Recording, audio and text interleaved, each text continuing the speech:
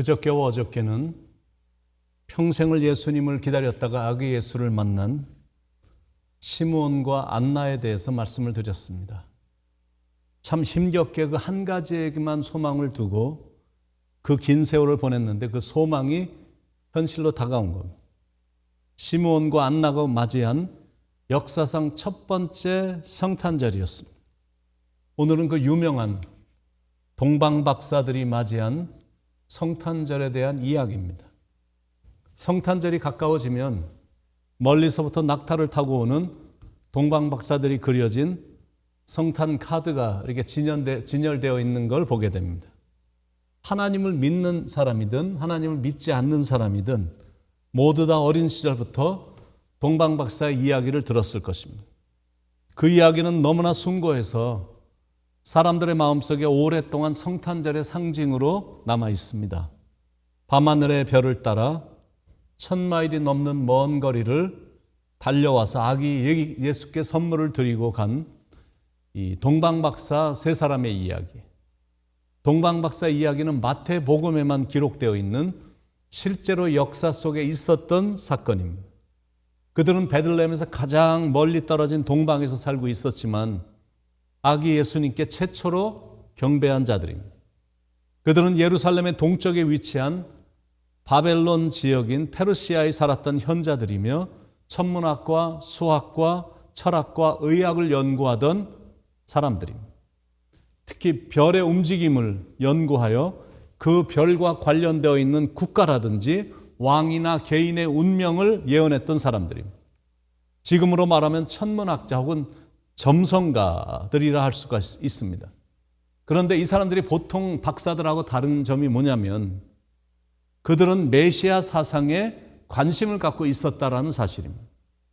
특히 민수기 24장 17절에 언급된 야곱의 별을 연구했던 사람들이다라는 것.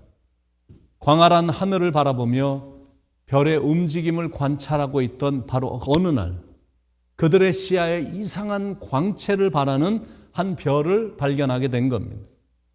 그들은 그 별이 구약 성경에 예언된 메시아의 탄생을 알리는 별임을 확신했습니다.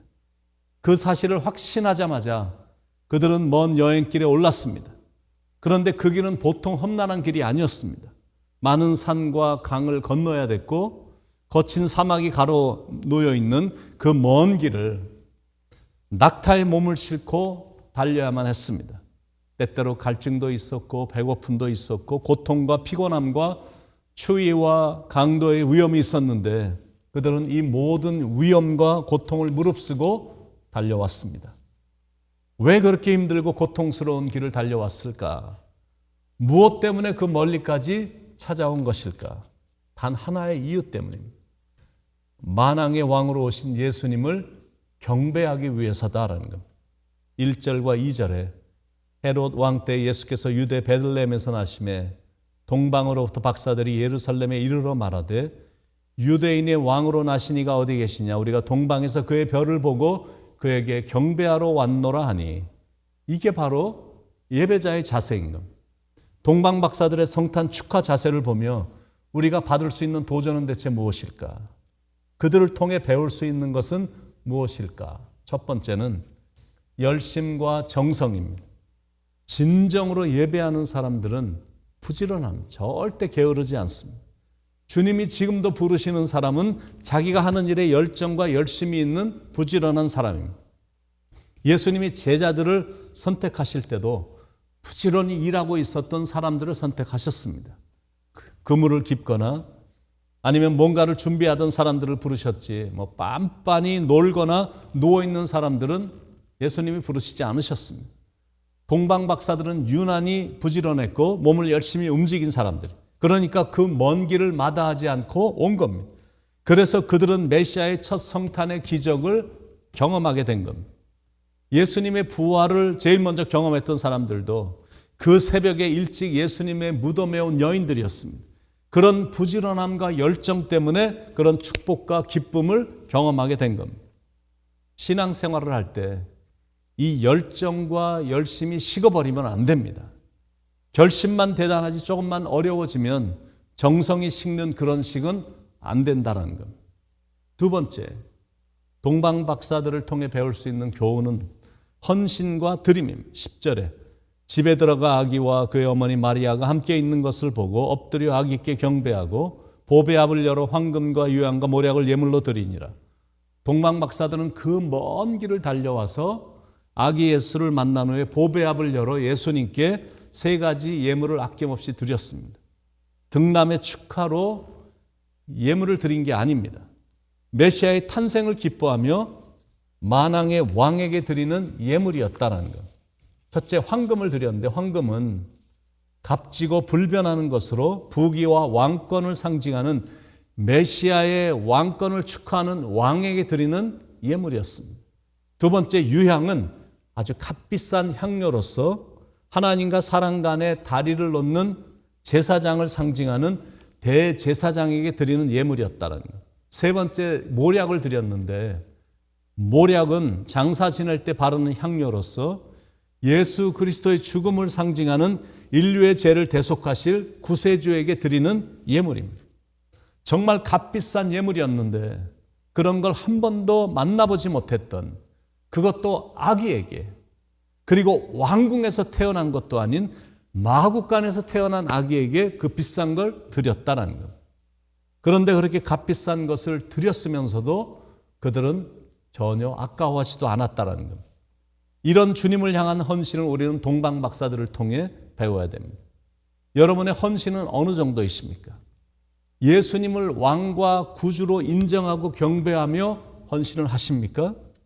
여러분은 이번 성탄절에 주님께 어떤 헌신을 하기를 원하십니까?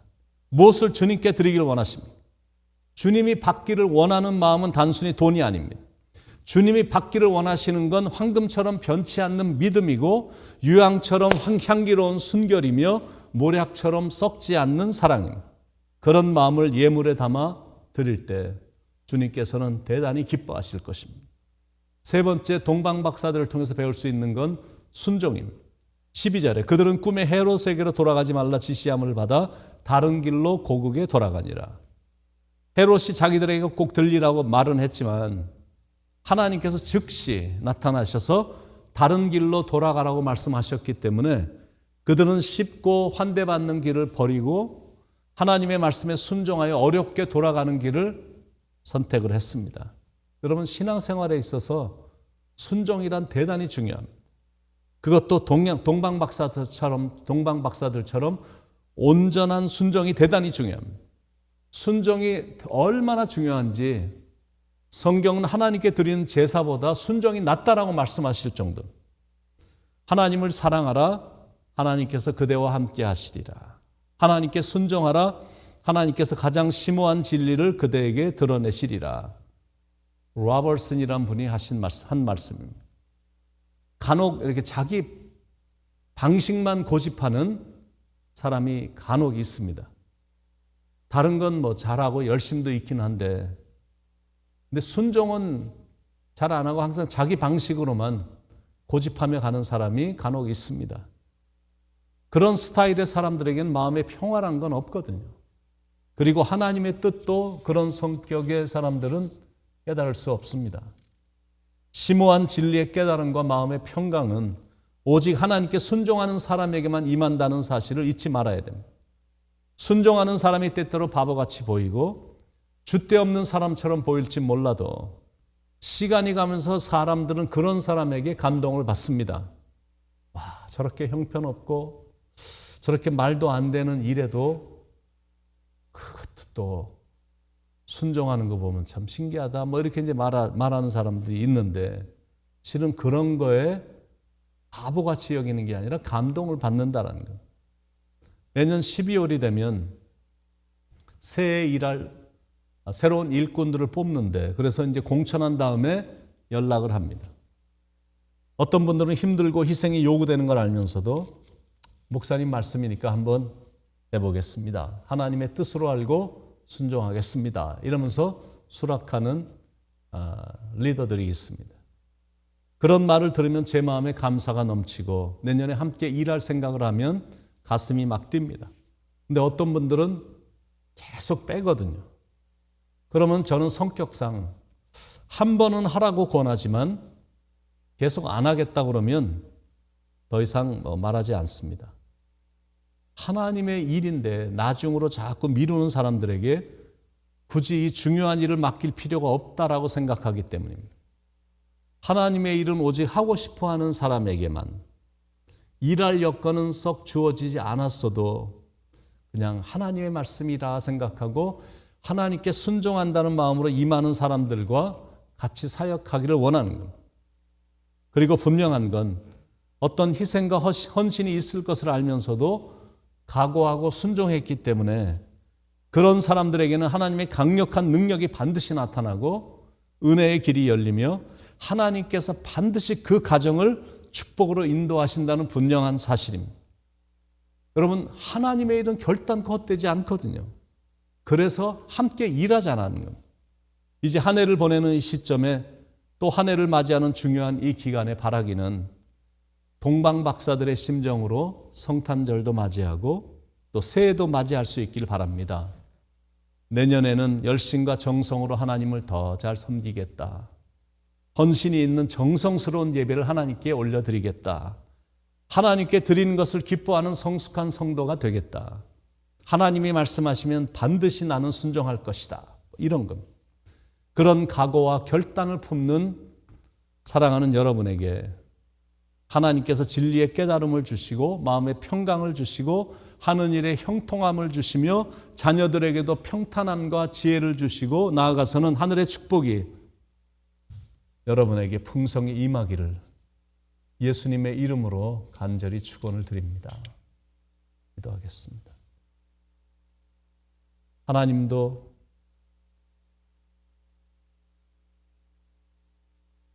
계속 일하셨고 예수님도 부지런히 사역하셨고 그렇기 때문에 우리도 열정과 정성을 가지고 하나님의 일을 하기를 기대하시는 것을 오늘도 말씀으로 깨우쳐 주시니 감사합니다. 열심히 하나님의 일에 임하게 하시고 하나님의 말씀 앞에는 무조건 순종한다는 마음으로 임할 수 있도록 인도해 주셔서 우리의 일과 사역이 삶 자체가 하나님의 기쁨이 되는 사역과 삶이 될 수 있도록 인도해 주시옵소서. 오늘도 시간을 허비하지 않고 낭비하지 않으며 부지런히 달려가 하나님을 기쁘시게 해드리는 일을 최선을 다해서 하게 하시고 깨끗하고 정결하고 말씀 앞에 순종하는 성숙함으로 나아감으로 하나님의 기쁨, 하나님의 영광이 되는 삶이 되도록 하나님 인도하여 주시옵소서. 오늘도 동방 박사들을 통하여 깨우쳐 주시는 성령님께 감사드리며 사랑이 많으신 예수님의 이름으로 간절히 기도드립니다. 아멘.